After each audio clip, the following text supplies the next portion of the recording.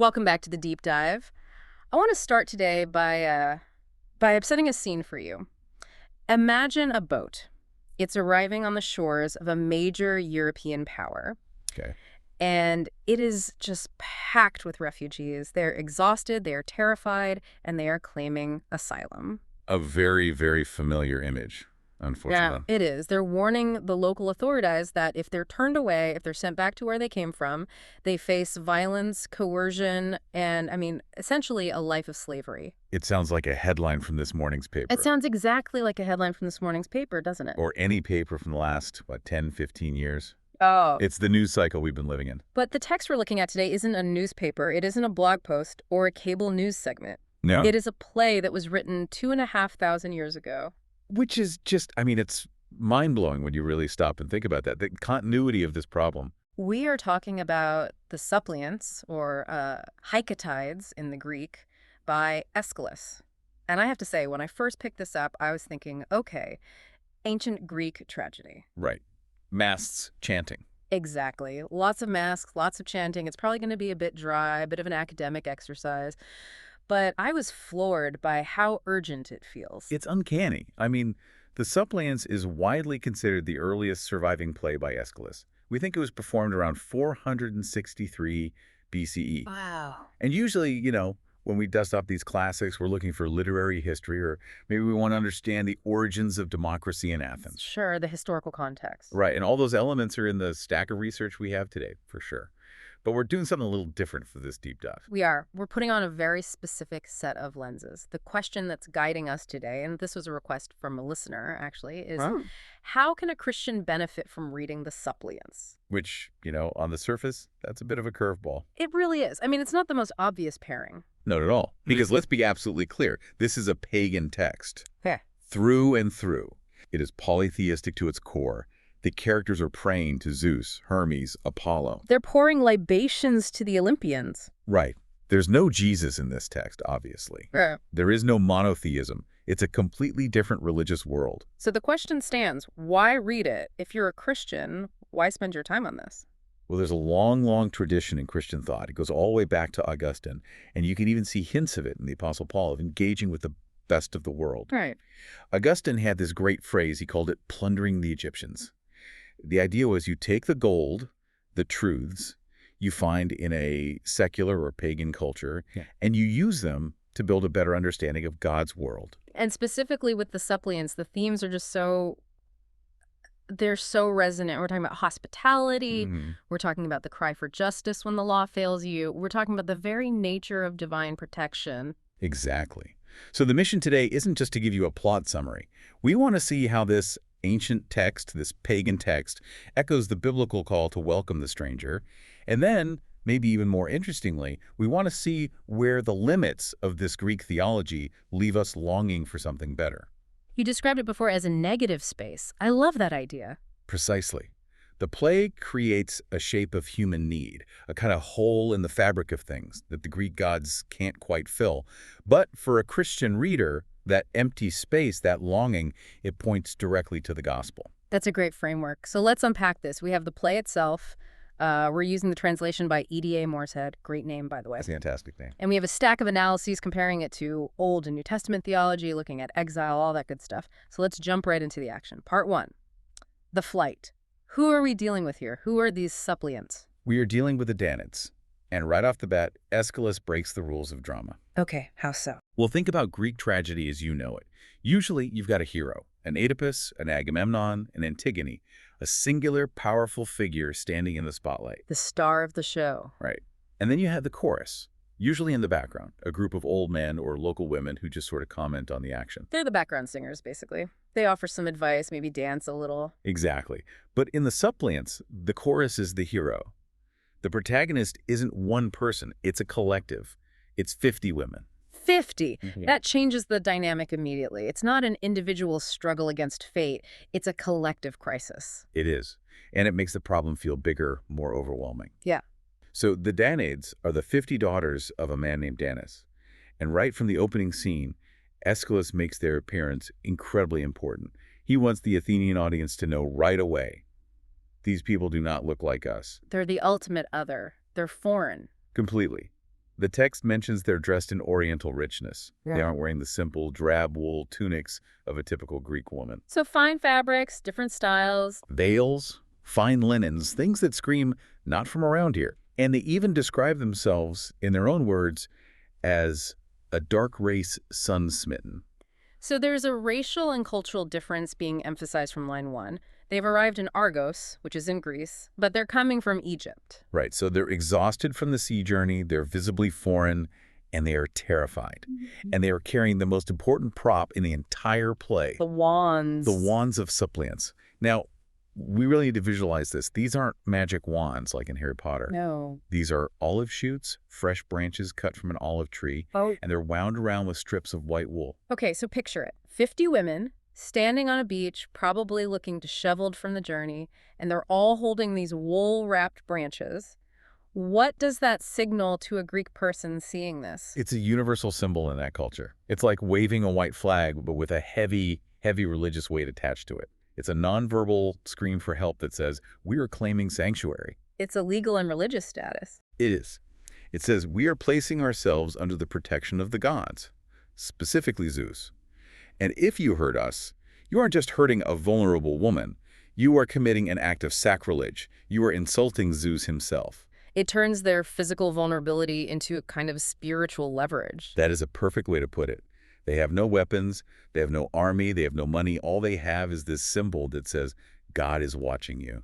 So why are they running? You don't flee Egypt, cross the entire Mediterranean in a boat for no reason. What is the inciting incident here? They're fleeing what they call wedlock not of heart but hand. Not of heart but hand. I like that. It's a great line. They have 50 cousins, the sons of Aegyptus, their uncle, who want to force them into marriage. 50 sons, 50 daughters. The logistics alone are a nightmare. It's a bit mythical in its scale, isn't it? Yeah. A perfect, horrifying symmetry. But the core issue is very, very real. The Danads view this marriage not just as unwanted, but as an abomination. They call it unholy love. Why unholy? Is it just because it's forced, or is there more to it? It's both. The force is central, but they also see it as incestuous. Now, cousin marriage wasn't universally taboo in the ancient world, but for them, in this context, it feels deeply wrong. It feels like a violation of a natural boundary.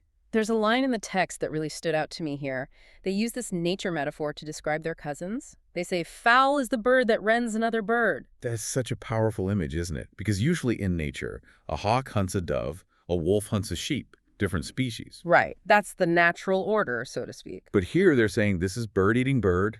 It's cannibalistic. It's a violation of their own kind, their own genos. It frames the marriage not as a union, but as consumption, as a predatory act. Yes, as violence. And this is really the first place where our Christian lens starts to vibrate a little.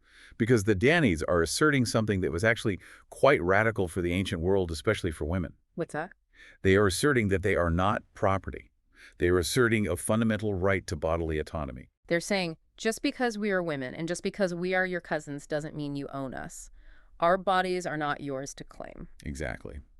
And while the ancient world had very, very different views on marriage than we do today, this resonates with that deep biblical theme of the dignity of the human person, the imago Dei. The idea that you cannot just use another human being for your own gratification or political gain. So they land in Argos, but Wow. why Argos? I mean, if you're fleeing Egypt, why not go south to Nubia? Why not go west to Libya? Why cross the entire sea to this one specific Greek city? Because they have a claim. They have a story. Yeah. And this brings us to the myth of Io. Oh, boy. Okay. Greek mythology time. Buckle up. I know. Stick with me. Yeah. This is really important because if you're a reader of the Old Testament, you know how incredibly important genealogies are. No, absolutely. The begats. Right. Who is your father? What is your tribe? Your lineage is your identity. The Danavids are playing the genealogy card. They're telling the Greeks, we aren't actually foreigners. We are returning to our ancestral home. All because of this woman, Io. Exactly. Io was a priestess of Hera, right there in Argos, generations and generations before this play takes place. And the myth, which is a classic, messy Greek divine soap opera, is that Zeus fell in love with her. And Hera, Zeus's wife, got jealous. Standard operating procedure for Hera. Pretty much. So to hide Io from Hera, or maybe to punish her, the accounts vary a bit. Io was transformed into a cow. a beautiful white heifer, A cow. a cow.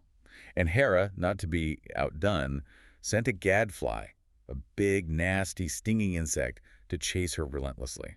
So this poor woman, who is now a cow, is being chased by a giant bug. All over the world. The myth has her wandering all the way from Greece, across the Bosphorus, which literally means Cowford, through the Middle East, all the way down to Egypt. That is a long way to run if you're a cow being stung by a fly. It's a picture of pure torment. It's a horrific ordeal. But eventually she finds rest on the banks of the Nile. And there, Zeus finds her.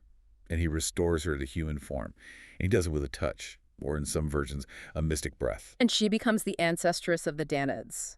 Exactly. She gives birth to a son, Epiphes, whose name literally means of the touch. So when the Danaids show up in Argos, centuries later, they aren't just saying, help us, we're refugees. They're saying, we are the daughters of the touch. We are the great-great-great-granddaughters of your priestess. We belong here. We are kin. Which complicates things massively for the locals. They can't just dismiss them as random barbarians at the gate. There's a blood tie. A powerful one. And this leads us directly into part 2. Oh. The arrival and the king's dilemma. The moment of confrontation. So let's picture the scene again. The 50 women are at the altar. Their father, Danaus, he's acting as a lookout. He sees a dust cloud in the distance. Chariot wheels. The Argives are coming. This is it. This is the moment of truth. And he gives his daughter some crucial advice. He tells them to cling to the altar. He says, a shrine is stronger than a tower to save. That is a key theological point right there. I mean, think about it. A tower is brick and mortar. It's human strength. It can be breached. It can be knocked down. Yeah. A shrine is a spiritual boundary. To drag someone from a shrine, from the foot of a god's statue, is to declare war on heaven. It's a line you do not cross. Enter King Pelasgus of Argos. He walks onto the beach. He sees this group of 50 women who look Egyptian, the dark skin, the exotic clothes, but they're holding Greek religious symbols, the suppliant wands. And he is totally, completely baffled. His first lines are basically just confusion. He compares them to Libyans, Amazons, women from Cyprus. He's just running through his mental catalog of foreigners, trying to put them in a box. Who are you? What are you? And the Danaids lay out their case. We are your family, we are descended from Io, and we are suppliants protected by Zeus. Save us from our violent cousins. And this is where the drama really tightens into a knot, because the king instantly realizes he is caught in an impossible trap. It's the ultimate lose-lose situation, isn't it? It is. The sources we looked at describe this as a massive political and moral crisis. Let's just walk through his options. Option A, he accepts them, he honors their plea. But if he accepts them, he knows the cousins, the 50 sons of Aegyptus, are right behind them, and they're not coming to talk. They have a fleet. They have weapons. It's a powerful nation.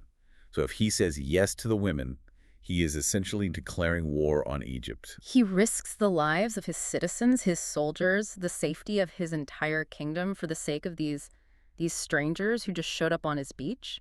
That's a terrible option for a king whose first job is to protect his own people. A terrible option. So, okay, let's look at option B. He rejects them. He says, sorry, ladies, not my problem. This is too risky. Go back to Egypt. But if he does that, he violates the sacred law of Zeus Aeschylus. That's Zeus in his specific role as the protector of suppliants. Right. And the king uses a very specific word here. He says he fears pollution, a miasma. Miasma. That's not just a bad feeling, is it? It's more tangible than that. Oh, much more. In the Greek mind, a serious moral failure isn't just a guilty conscience. It's like a spiritual radiation. It infects the land. It pollutes the city.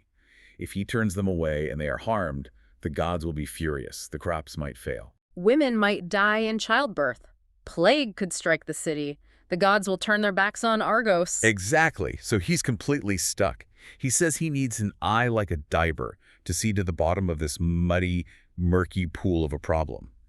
He's looking for clarity, but there is none.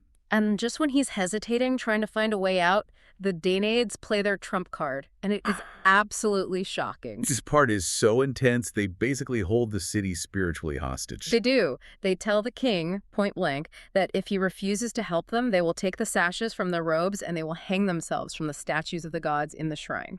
Suicide on the altar. It's the nuclear option. It is the absolute worst-case scenario for the king. Because if a suppliant, someone who has officially placed themselves under a god's protection, commits suicide on that god's sacred statue, that pollution, that miasma, is indelible. You can't wash it off. You can't sacrifice your way out of it. It brings a permanent, irrevocable curse on the city for generations. They're saying, if you don't save our lives, we will damn your souls. It's an incredible power play. It forces the king's hand. He says, I am no host for sacrilegious hands. But he realizes he is utterly cornered. But then, and this is a detail I found absolutely fascinating in the source analysis, he doesn't just make the decision himself. No, he does something very unkingly for the time. He punts. He says he has to consult the people. This is such a cool historical detail. King Pelasgus refuses to decide alone. He says, I will not do this deed, though I be king, without the people. Which is very strange for a mythical king, right? I mean, you read Homer, you read the Bible, usually the king is the law, he decides, and that's it. Very strange. If you read the Iliad or ancient Near Eastern texts like the Epic of Gilgamesh, the king decides, period. But you have to remember who's writing this. Aeschylus is an Athenian, writing in the 5th century BCE. The golden age of Athenian democracy. The very height of it. So what he's doing is he's projecting his own city's democratic ideals back onto this mythic, heroic past. He's making ancient Argos look a lot like contemporary Athens, probably to flatter his audience. Look how wise and democratic our ancestors were. Exactly. So he goes to the assembly, he lays out the terrible choice, war or a divine curse, and the outcome. The text is this amazing line that says, the air bristled with right hands. I love that image. It's so physical. You can just see it. It's visceral, isn't it? It's a unanimous vote. The Argive people, the demos, vote to protect the women, fully knowing it means war is coming. They choose the moral obligation over their own physical safety. That is a powerful moment of collective morality, and this feels like the perfect place to switch on our Christian lens fully. Part 3. Hospitality and the stranger. This is where the play really starts to hum for a Christian reader. It just resonates on so many levels. Because the Danaus are the absolute quintessential strangers. They are the outsider. They are exiles. And you have to remember the Bible was a book written by exiles, for exiles. The story of God's people is a story of wandering. The Danaans' flight from Egypt directly echoes the Israelites fleeing Egypt. It echoes Abraham being a sojourner in a strange land his whole life. It does. And the sources we read all point to that key passage in Leviticus, chapter 19, verses 33 and 34. I have it here. When a stranger sojourns with you in your land, you shall not do him wrong. Okay, that's the baseline. Don't harm them. But then it goes further. You shall treat the stranger who sojourns with you as the native among you, and you shall love him as yourself. And here's the kicker. For you were strangers in the land of Egypt. That reason, that's the key distinction, isn't it, between the Greek view in the play and the biblical view. It's a profound difference. Let's think about Pelasgus, the king. Why does he ultimately help them? He runs the calculation. If I don't help, Zeus will crush me with a curse. If I do help, Egypt will crush me with an army. He chooses the lesser of two evils based on fear. It's fear of divine retribution. It's a transaction. I'll do this good thing so the gods don't smite me. Exactly. Whereas the Christian command or the Jewish command in Leviticus that it's built on is rooted in memory. It's rooted in story. It's rooted in empathy. You welcome the stranger, not just because God is watching you with a thunderbolt, but because you remember what it feels like to be the stranger. Yes. You extend grace because you have received grace. You love the outsider because you are the outsider and God loved you and brought you in. That's a complete shift in motivation. It's not driven by fear, it's driven by gratitude. It changes everything. But that said, I think the play does something else that's incredibly valuable for the Christian reader. It dramatizes the cost of hospitality. Oh, absolutely. It's easy for us to read Leviticus or Matthew 25 and say, yep, welcome the stranger, be nice, when it just means, shaking hands at the church door or donating $20 to a charity. Right. It's abstract. It's clean. Yeah. But Pelasgus is risking a war. He's risking the lives of his sons and his citizens. He's putting his entire kingdom on the line. The theologian Dietrich Bonhoeffer talks about cheap grace versus costly grace. This feels like the political version of that. Cheap hospitality versus costly hospitality. That's a great connection. For the Christian, this play illustrates the cost of discipleship. Radical hospitality isn't safe. It isn't comfortable. It wasn't safe for Jesus, who was executed by the state for his radical welcome, and it wasn't safe for the early church. The play forces us to ask a really hard question. If welcoming the vulnerable meant risking our comfort, our economy, or even our national security, would we still do it? Would our hands bristle in the air? A very hard question. It brings us right to Matthew 25. I was a stranger and you welcomed me. The play takes that beautiful verse out of the abstract and puts it into a brutal, life-or-death political context. It reminds us that welcoming might cost us everything. So the city has voted, they've made their choice, they are safe for the moment, but we know the cousins are coming. Which brings us to part 4, the villain and the confrontation. The Egyptian fleet arrives, Yeah. and they don't send a diplomat. They send a herald to the shore. And this guy.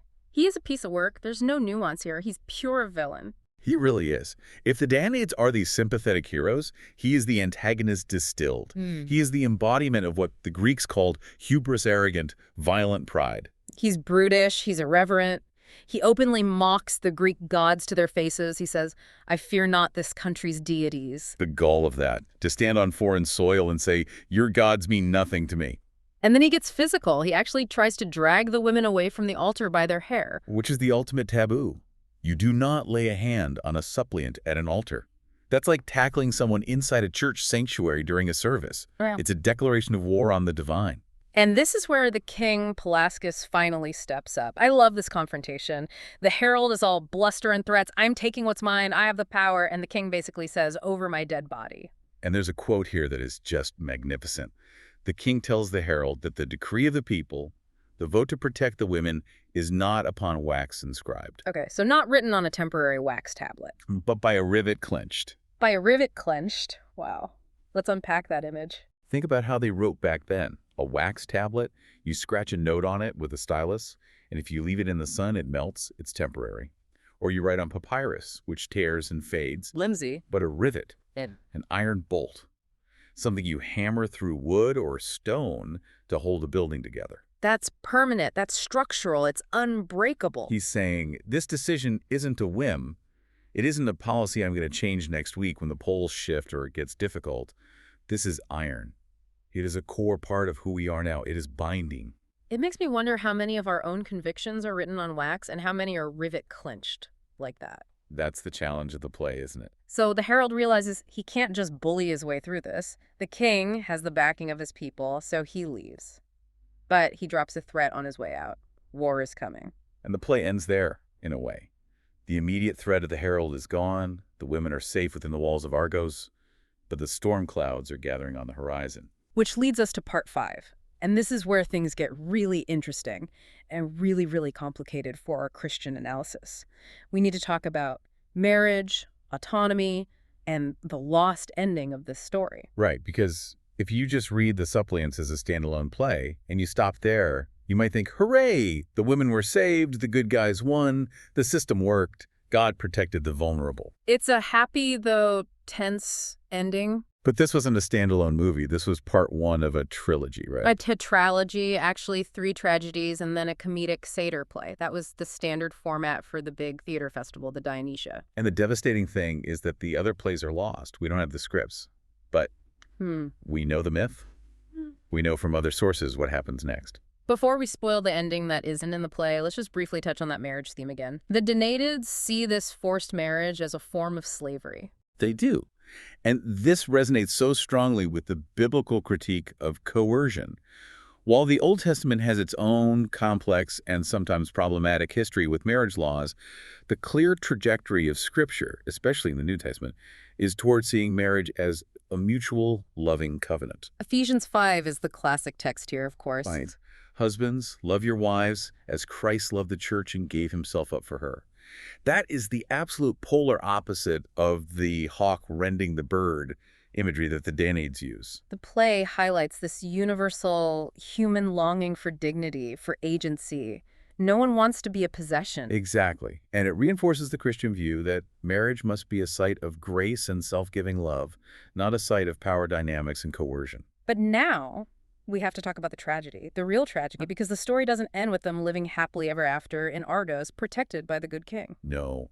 It gets very, very dark. In the subsequent parts of the story, the parts we don't have, the war happens and Argos loses. The King Pelasgus, the man who clenched his decision with a rivet, likely dies in battle or is deposed. And eventually Danaus, the father, is forced to surrender.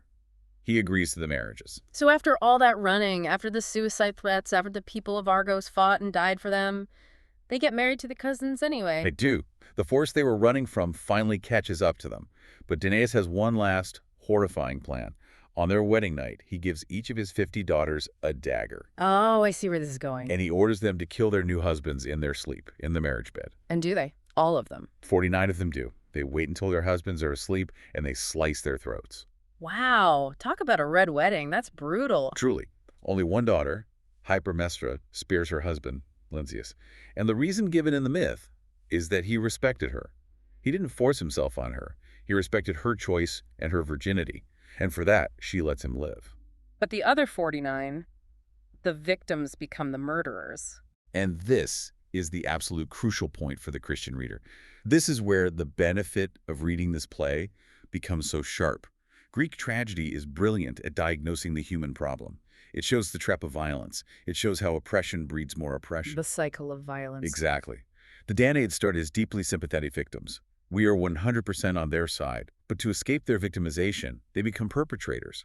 They become the very thing they hated, violent destroyers of life. And that is the theological gap we talked about in the intro. It is. Greek tragedy shows us the cycle. I hit you, so you hit me back harder, so I kill you, so your brother kills me, and on forever. The myth doesn't have a solution other than more blood. It's just a wheel of vengeance. And the gospel offers a resolution that tragedy can't even conceive of. Precisely. In the Christian story, the cycle of violence is broken. But it's not broken by the victim finally getting the upper hand and retaliating. It's broken by God himself absorbing the violence. The cross. Jesus is the ultimate innocent victim. He's the ultimate suppliant crying out to God. But instead of taking a dagger to his enemies, he says, Father, forgive them. He takes the blow. He absorbs the hatred and the violence, and it dies in him. He breaks the chain. That is such a profound contrast. In the myth, justice is only served through more bloodshed, the blood of the guilty husbands. In the gospel, justice and mercy meet because the bloodshed is taken on by God himself. Right. The tragedy leaves us with a pile of bodies and a story of revenge. The gospel leaves us with an empty tomb and a story of reconciliation. Reading the play, especially knowing the lost ending, it makes you yearn for that better ending. It exposes the trap of vengeance that humanity can't seem to escape on its own. Let's shift gears slightly and talk about God, or in this case, the gods, specifically Zeus, Part 6. Divine justice Zeus versus the biblical God. Right. Because throughout the play, the chorus, the Danaids are constantly praying. They use these lofty titles, Zeus, King of Kings, all-seeing, balance of fate. On the surface, they sound very pious. But the vibe is, it's anxious. It's not a confident faith. It's deeply anxious. Yeah. And you can see it in how they pray. Notice they're constantly trying to remind Zeus of his past favors. Remember, Io, remember you fell in love with our great-great-grandmother. You owe us one. Basically, they're trying to leverage his past actions to guarantee his future protection, as if he might forget or change his mind. It feels very transactional. It's like they're dealing with a volatile, powerful boss, and they're constantly trying to stay on his good side, reminding him of their past successes. That is a great way to put it. They speak of the envy of the gods. They're terrified of Hera's lingering wrath. And they say this line, "The deep will of Zeus is hard to track. His mind is a dark, solemn grove." So God is mysterious, but in a scary, unpredictable way. Yes. They don't know if Zeus is actually good in a moral sense. They just know he is powerful and that you don't want to get on his bad side. He's capricious. Now, let's contrast that with the biblical picture of God. Yahweh doesn't need to be reminded of his covenants. No, in fact, the opposite is true. He is the God who remembers. His faithfulness is his defining characteristic. I will never leave you nor forsake you. My covenant I will not break. Exactly. When Israel is in trouble, they don't say, "Hey, God, remember Abraham," to try and wake him up or jog his memory. They say it to remind themselves of who God has promised to be. There is this stability, a trustworthiness in the biblical God that is completely missing in the Greek pantheon. So the Christian aha moment here is realizing that the play shows humanity groping in the dark for a God who is both just and a protector. They want a God who cares about the refugee. They do. They're projecting that deep human desire onto Zeus, but Zeus is, well, he's Zeus. He's not a reliable moral agent. And the gospel answers that longing. It answers it in a way Aeschylus couldn't possibly have imagined. You know, we talked about the path of the Danaids fleeing Egypt and then going to Greece. You mentioned in your notes a really cool, almost chilling parallel with the New Testament. Yes, this is one of those beautiful symmetrical things you see in Scripture. Think about Matthew chapter 2. You have a violent tyrant, King Herod, who wants to kill an innocent child. He's the herald figure in this story, representing abuse of state power. And the Holy Family, Mary, Joseph, and the baby Jesus, they have to flee. They become refugees. And where do they go for asylum? They go to Egypt. They reverse the path of the Danaids. The Danaids fled from Egypt to escape violence. Jesus flees to Egypt to escape violence. That gives me chills. It's an inversion. It's a beautiful literary and theological inversion. But the deeper point is this. Zeus sits on Mount Olympus, watching the refugees struggle below. In the incarnation, God comes down from the mountain and becomes the refugee. He doesn't just protect the suppliant. He becomes the suppliant. He identifies with them in a way Zeus never could. He experiences the exile. He experiences the vulnerability of being a stranger in a strange land. He doesn't just watch the Danaids clinging to the altar. He walks with them. The King of Kings becomes the suppliant king. So, as we start to wrap up Part 7, why read it?